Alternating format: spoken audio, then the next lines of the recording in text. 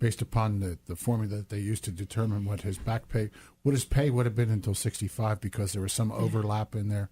There you go. I thought he didn't do too bad for a guy looking for $400,000. Oh, boy. Yeah. I mean, I guess he did better than gambling at the casino. Yeah, he did. Yeah. And the other thing is that's tax-free money, too, right? Well, I'm not sure. I should say this, that most employment cases are not tax-free money. Oh, okay. They're not. They are taxable because the way that the IRS views it is that it would have been income. Yeah, that's representative of back pay, wages, or income. Yeah, it's much different than a personal injury award. Yeah, PI or freebies. Or yes, you got it. Well, I want to talk about it when we come back, but part of the process is how long it takes and what your concern is for your employees that would be out of work and looking for jobs and not being able to feed their families. Yes. Because it's a tremendous amount of time. We're talking with Michelle Douglas and Kimberly Schurig, and we're talking about employment law and civil rights law, and we'll be back in just a couple minutes. News Talk 1400 WOND. WOND. Radio.com. Now back to Bob Burns in your afternoon on News Talk 1400 WOND. All right, we're back with Michelle Douglas and Kimberly Schurig, and we're talking about employment law and civil rights law. The address is 1601 Tilton Road, Northfield, New Jersey, and the phone number is 609-788-3595. And what's the website? www.myrightslawyer.com. Myrightslawyer.com. And right now we're going to talk to Mike in Atlantic City. Mike, you're on the air. How are you doing? Hey, good afternoon, folks. How are you? Good. I'd just like to make a quick comment. I've seen some of Michelle's work. I worked for the county, Atlantic County, several years ago, since retired, and very, very, very good worker and serves a tremendous purpose out there. But it is scary when you're working and you have to do something like that, whether it's being caught by a prosecutor or you do some whistleblowing. It's kind of funny that you guys talking about the case in Atlantic City. More familiar with that one. Just reading one of the comments that Harvey, the attorney for, I guess it was the city, saying, not quite this way, but it was like all he's doing, the chief, is costing the taxpayers money. And I'm like scratching my head there at 6:30 in the morning. It's like, well, if you run an administration the proper way, you're the one that's costing the taxpayer money. And that's what I don't get. And it was funny when you said about the paid 60-day leave of, that's what happens. It's nobody else's money. It's the taxpayer money. So they do what they want, how they want. And it's a sin. It really is a shame. But continue good work, and thank you for the show. All right, Mike, I appreciate you checking in. Thank you very much. Yeah, thank you. A good friend of mine who I represented a number of years ago, I don't know whether he would appreciate me using his name, but we won a case. We tried a case to conclusion against the city of Atlantic City, and we were at a loss for attempting to understand why the city would have permitted the case to go all the way through to trial with a successful jury verdict and end up costing millions of dollars. And he coined a phrase, OPM, other people's money. He said, Michelle, they just don't care. It's other people's money.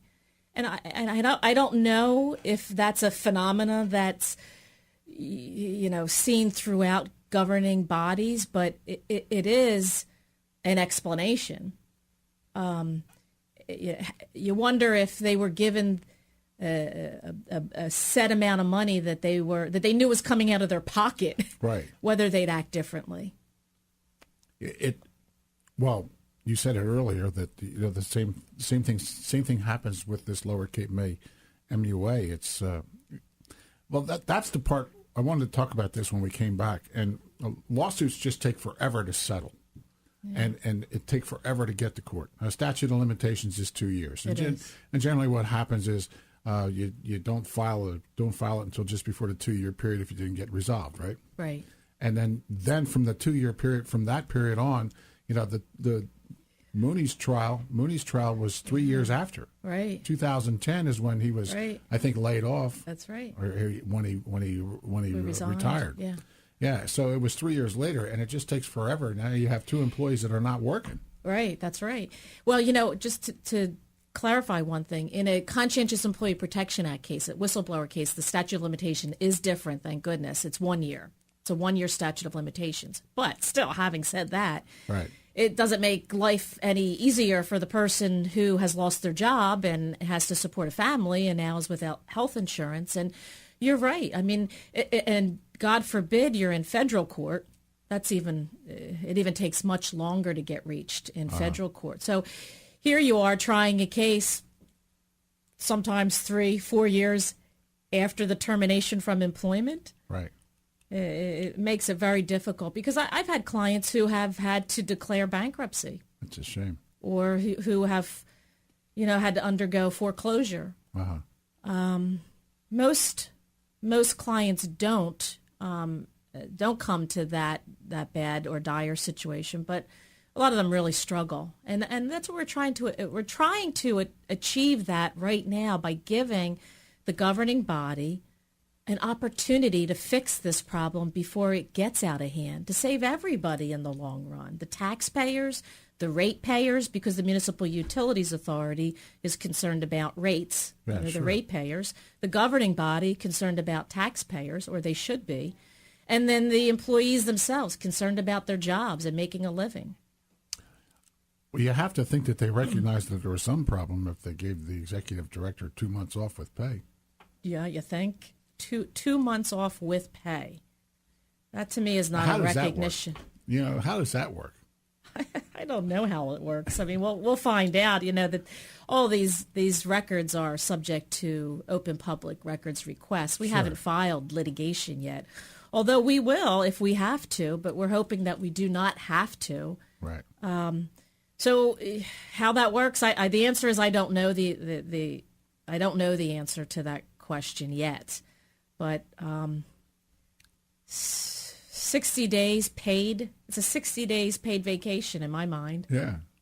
That's not bad. Yeah. It's not bad. For hitting somebody. Yeah. Jeez. Why not hit a few more employees? Yeah. 90 days knock paid your clock vacation. Right. So it's a Kim. You always saying at the break when Michelle went to talk. Oh, yeah, I wanted to bring up a point. They wouldn't let Michelle talk. They weren't going to let anyone discuss anything. Right. And then finally, somebody in the crowd, I'm not exactly sure who it was, Right. he yelled, "Remember that next time when we have to vote people." And then he was like, "Oh, okay. Oh, now you can talk. Now we can talk." Now you're allowed to talk. Well, Got his attention then. that's the way you get guys like that to pay attention. I guess so. Yeah, somebody has to do that. Let's talk a little bit about the civil rights law that you practice too. I'm a little interested in that too. I want to, Sure. I understand you have the whistleblower employment opportunities. Well, first of all, the employees that work for the MUA, they are actually employees at will, right? Yes and no. Okay. Some of them are employees at will. What is an employee at will? Yes. An employee at will is somebody who's employed that has no contract and no statutory rights. Okay. And they can be terminated or not promoted. The bottom line is that they are employed at the will of their employer. So, for instance, when it comes to termination, the employer can fire them for good cause, for no cause, or for bad cause, so long as it doesn't violate the law. Okay. Compare that, and most people in the private sector are employees at will. Okay. Compare that with public employees and union employees. Union employees are protected by way of a union contract, so that if their job is threatened, there has to be a good cause. There has to be a good cause reasoning behind it. And those employees are entitled to notice, that is, what am I being charged with, and an opportunity to defend themselves. Same thing with a public employee. Your teachers, your police officers, your firefighters, they are protected by various statutes, Title 11 if they're civil service, or Title 40A if they're non-civil service employees, and they are also entitled to notice, due process rights, notice and opportunity to be heard on those charges before any adverse employment action can be taken against them. I forgot about this, and this really intrigued me. That the board president was not able to get into the facility anymore. He was locked out. Oh my goodness, yeah. That's not the board president. The board president, as I understand it, along with the executive director, Commissioner. are the subject of the investigation. Okay. The commissioner, who's been there for many, many years, Pete Bidding, Right. he and Mr. Fasoli, the two board members who sort of side with the employees, have been denied access. So they were shut out. Huh? facility. Wow. Yes. I mean, under the auspices of security, I suppose, but they're the only ones who weren't provided with a key to the front door. Okay. So it says that you can't talk to employees anymore either, right? They were given that directive, right? Wow. Yeah. That was from the executive director. Correct. It's his little kingdom. So, You think? He's so running 60 it like a fiefdom. 60 days he's away. These guys can't talk to the employees, right? Right. That's pretty good. Right. I think I would have to have thoughts about that myself.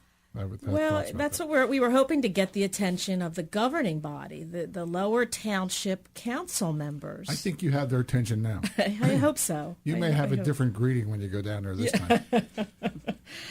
Yeah, well, I hope some good comes. I mean, seriously, Don't drink I hope the coffee, though. good. No, don't drink their coffee. Don't drink the coffee. No. We'll ask Scott to bring that. Unless Some food. open your own bottle. Okay, That's we'll my do that. advice. Thank you for That's that my warning. advice. This has been a lot of fun. We never did get to the the civil rights law, but that's okay. We'll Another talk. time. We'll talk another time. Sure, thanks, But this Bob. has been pretty cool. I know it's a difficult situation, and people have to understand that just because you got fired doesn't mean you have a lawsuit. That's right. Just because you get fired does not mean that you necessarily have a lawsuit. And that always to remember, if you're an employee at will, it means you can be gone at will. That's right. And The employer just cannot violate the law. no. Can't retaliate against you, employee at will, if you've participated with the Gateway County Prosecutor's Office in a criminal investigation. I would say that would be top of my list of people I'd want to cooperate with. I would say so. Yeah, I would think so too. Yeah, I would definitely want to cooperate with him. All right, just let me go over this stuff again. It's 1601 Tilton Road in Northfield, and the phone number is 609-788-3595 and www.myrightslawyers.com. myrightslawyers.com. That's You pretty got it. cool. 26 years in the business, huh? You got it. You think you got it figured out yet? I don't think I've anything figured out except this case for now, Bob. This case you're sure about, huh? I am, yes. Well, this should be, I want to know how this works out. This is going to be interesting. I feel bad for the two employees that lost their position because Yeah. that's, they could be a long time before they ever got their jobs back. I agree. And, so they're Thank you for your suffering. well wishes. Well, we're going to be back in at 3 o'clock hour, and we're going to talk about the